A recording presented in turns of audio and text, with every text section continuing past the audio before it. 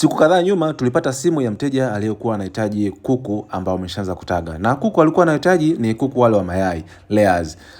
Akatuambia yeye anapatikana Geita na tangazo ameliona kupitia Instagram kwamba mnatangaza kuku ambao wameshaanza kutaga. Sasa na mimi nilikuwa nahitaji kupata hao kuku ambao wameshaanza kutaga, lakini mimi napatikana Geita. Je, nitasafirishwa vipi kuku wangu wakiwa katika hali nzuri mpaka watakaponifikia Geita?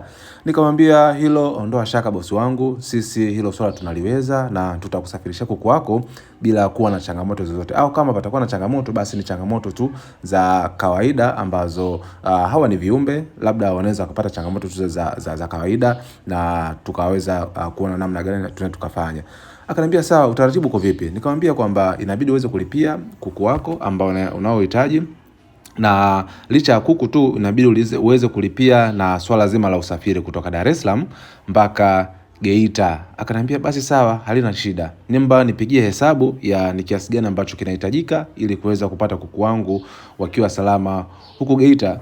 Tukafanya utaratibu mzima wa usafiri kutoka shamba, tukaandaa mazingira mazuri ya hawa kuku kuweza kusafirishwa vizuri, tukatafuta usafiri ambao unaweza kufika mpaka Geita.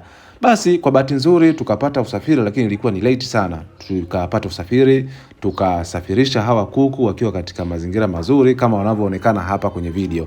Sasa kwa yeyote ambaye aliyekuwa anahitaji kuku wa mayai walioanza kutaga, basi unaweza kupata kwetu. Kwa yeyote pia ambaye yuko mkoani, basi ondoa shaka, tunakufishia kuku wako bila shida. Tupigie kwa namba unazoziona hapo chini.